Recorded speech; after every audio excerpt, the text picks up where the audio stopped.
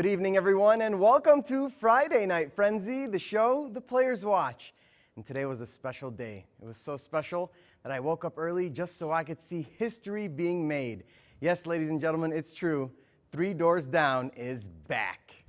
Donald Trump opened for them this morning, and needless to say, I was super excited. Now that I have embarrassed myself, let's get to the high school basketball action for tonight with our game of the week. The Westwood girls traveled to Negaunee to take on the Miners in an MPC battle. Second quarter, Negaunee, well, they were up big and looking to add to it. Abby Nelson with the hook shot, and it's good. Back the other way, though, Lauren Farley, she's going to find Aiden Reith cutting to the basket, and she scores there to keep the Patriots within striking distance. A little later, Clara Johnson finds her sister Alita for 3.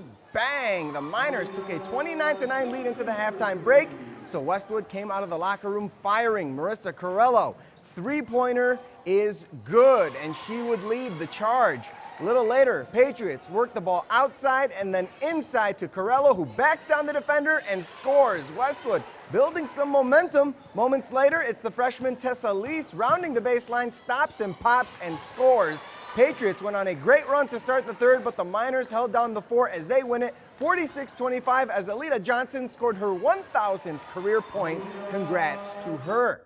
Let's go to the scoreboards now, as it was a low-scoring affair in Gwynn as Superior Central hangs on to win it 33-30. Emma Rondeau had 12 points for the Cougars. It was Iron Mountain over Bark River Harris 48-41.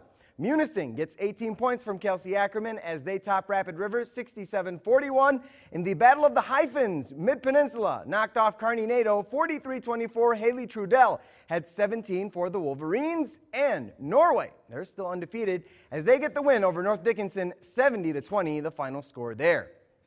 To Ishpeming for senior night, Hematites hosting Manistee. Pre-game shenanigans are the best shenanigans. Opening minutes of the game, Marissa Mino gets the steal, and she could go all the way. Touchdown Hematites for the first 2 points of the game. Moments later, off another turnover, it will be another fast break for Mino and another 2 points for the senior. 4 quick points for her in this one. But the Emeralds would respond. Jocelyn Muth to Madison Berry, and she buries the rainbow shot to give Manistee their first points of the game. Hematites show off their outside game as well. Off the backboard and in for Cora Swanson, and it's a 7-2 lead for Ishpeming. Emeralds not backing down, though. It's Berry with the lefty floater, and it's good as she tried to keep pace for her team. But the Hematites were just too much as they go on to win this one 78-35, the final score. More scores. It was Houghton 58, West Iron County 34, Sloan Zenner with 15 for the undefeated Gremlins. Wakefield Marinisco escapes Lakeland and Hubble with a 1-point win 50-49. Jeffers hangs on for a big road win over Baraga 49-46, and Ewan-Trout Creek gets the home win over Republic Michigami 55-20, the final there. Out in the Sioux, the Blue Devils hosted Rudyard. Opening tip goes to Mackenzie Kalchik, and she takes it all the way for the Devils' first score of the game. Later, Kalchik drives, then locates a wide-open Ava Andery. She drops it in. Here's an aggressive drive by Sierra Molina past Sioux's Victoria Nagy to earn Rudyard's first points. Later, Dogs work the ball around to Taylor Bittnar, who goes baseline and gets the deuce. You cannot leave Kalchik this open, or she does this. She drains the 3, putting Sioux up 5. Molina says what Kalchik can do, she can do it as well, as she drops the 3-pointer. However, it would be the Lady Blue Devils who stay undefeated in conference play with a win tonight, 75-36. Some boys scores now. It was a mild upset in Menominee as the Maroons get a close win at home over Gladstone, 63-31. Hunter Haas had 28 for Menominee to lead all scorers. And out west, it was Washburn over Hurley, 77-63. Trevor Cook finished with 52 for Washburn, the second time he's hit that mark this season. To Republic for some more boys action. Ewan-Trout Creek went head-to-head with the Hawks first quarter. Check out the give-and-go action to Dylan Hannanen, and he scores as RM was chipping away at the early deficit. The Panthers would stick to their bread and butter, and that's Jake Witt. Count that baby, and a foul as ETC pushed their lead to 5.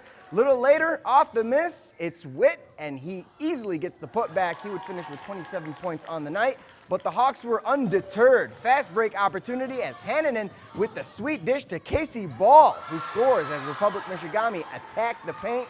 From one ball to another ball, this time it's A.J. Ball muscling his way down low for another Hawks basket, but the Panthers would come out with the win in this one, 63-46, the final score.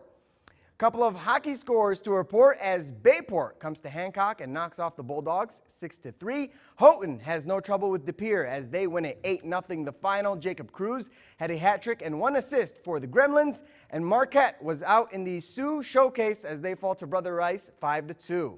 We have reached halftime on this edition of Friday Night Frenzy. Still to come, we have college hockey action from the Berry as the Wildcats hosted Alaska Anchorage. We'll be right back with more on Friday Night Frenzy.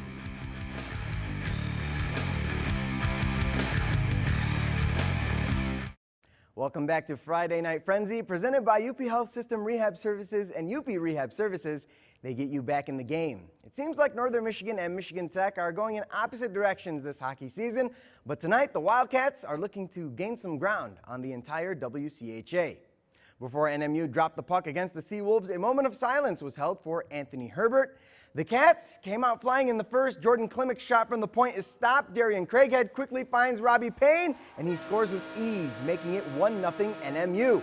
5 minutes later, the Wildcats don't score on the power play, but they score anyway. Philip Ballou, how do you do? Ballou puts the Cats up 2. NMU not done in the first. Gerard Hansen skates into the Seawolves zone. He drops it for Dominic Shine, and he lights the lamp. Shine's 13 of the season. He would finish the game with his second hat trick of the season. Let's go to the second. Alaska Anchorage gets one back. Jeremiah Lutke beats Adi Tolvanen upstairs for the goal, cutting the NMU lead to 3-1. After that Seawolves goal, Tolvanen stood his ground the rest of the way, stopping 25 shots. NMU wins it tonight, 6-1, the final score. As for the Huskies, they were involved in a slugfest with Minnesota State, but it was the Mavericks who got the win in the second overtime. 5-4 the final. Tyler Heinonen had 2 power play goals for MTU. Chris Jerry and Jake Lucchini also scored. These two teams will meet same time, same place tomorrow. Don't forget the NFC Championship this Sunday. Packers versus Falcons, kickoff at 3:05, and then at 6:40 it will be New England versus Pittsburgh in the AFC Championship game. Should be a wild weekend leading up to Super Bowl 51 in Houston. That'll do it for me on this edition of Friday Night Frenzy. Here's a look at the top plays from tonight's action. Jimmy Kimmel is next here on ABC 10. From all of us here at the station, have a great night and a great weekend.